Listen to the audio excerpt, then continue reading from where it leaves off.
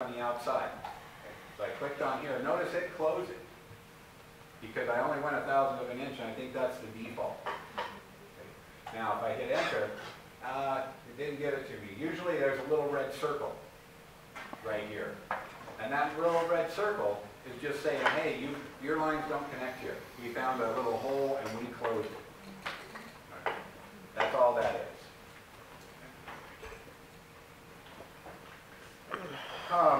Let's just real quickly explore the scale thing, just so you see how that works. Okay. So we're going to use the earth hatch. Now the concrete hatch is one that doesn't work real well, along with ANSI. So on this side over here, I'm going to do my ANSI 31. Okay. So if you would just delete everything you've got. I'll just do a boundary hatch, throw that one out.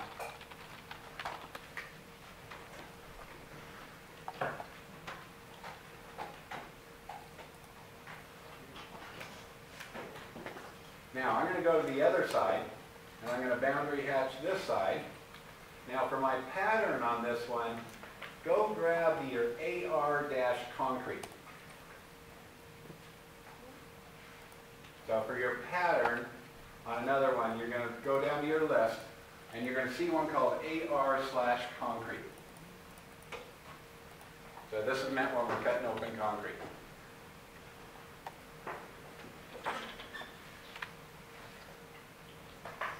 I'm going to leave my scale at 1 and put it on the other side.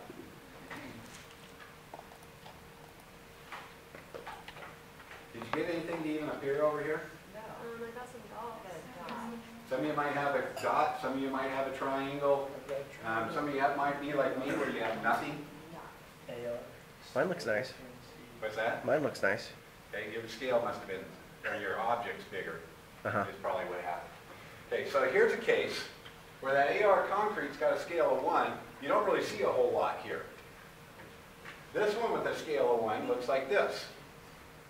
Now, I can't even edit that first one because I can't select it.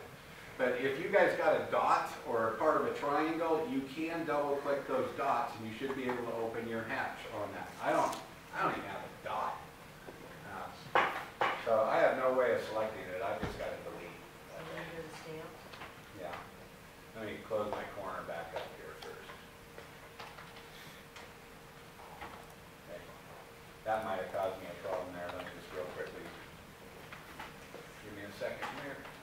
Our concrete, scale 1, go over in there. Yeah, still never got it.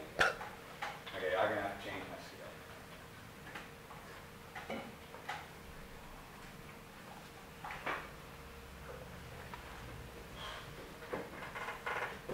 Bet you I got to go small.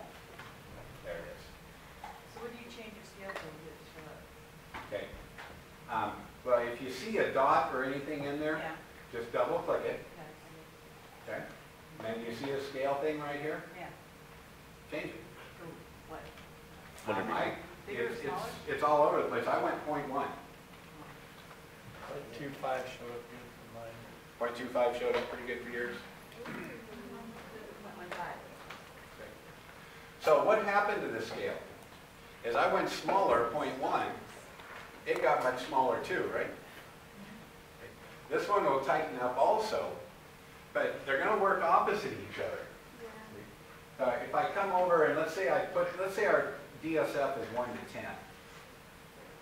So I would normally put this at 10, right? Yeah. Well, you just saw 1. I never saw a single thing. At 10, I'm still not going to see anything.